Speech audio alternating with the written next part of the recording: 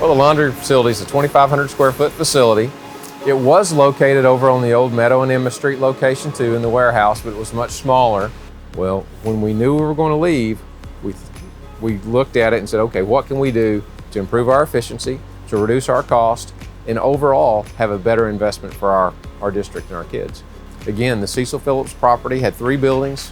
This was one of the smaller buildings, and we just expanded it just a little bit, gutted it, made it into our own, and now we have a 50-year life facility with wonderful people who take care of our babies and our ladies every day. We have 5 full-time people and 1 part-time person. I think it's just to keep our kids, just a healthy and safe environment for the kids to learn, and obviously to save the district money so we can use that money in different areas. To do our work, it would cost anywhere between 15 or so thousand or more to do our laundry every week for pre-K and the kitchens and everything else. That's a lot of money to put that out. We can do it for a fraction of a cost with our own people in our own facility.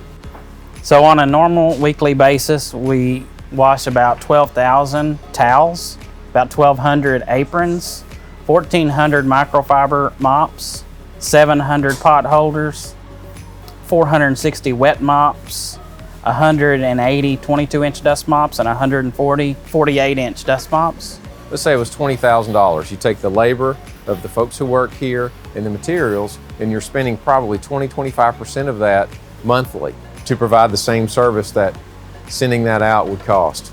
Used to, it would take us 40 minutes to dry dust mops and aprons and everything, and now it takes us about 10 minutes. And then we also added a boiler system for our hot water at this facility. It allows us to use the hot water to activate the chemicals we use, and by doing that, we save 75% on our chemical cost and usage. So the kitchens, we do aprons, pot holders. Custodial, we do rags, dust mops. Pre-K is mainly blankets, and we do lost and found for some of the schools. We've got some kids that they may need clothes. We do pickups for those and launder them and take them back to the school for the counselors and the nurses to use again. Whenever they don't have to worry, a student or a teacher or any support staff, if they don't have to worry about the little things, right, then the big things, their learning, their student achievement is not impeded. Overall, cleanliness and lack of germs proves and has proven that if students can be at school every day and not sick and not sharing that sickness, then they have a better chance of learning. You miss school, you're missing out on learning.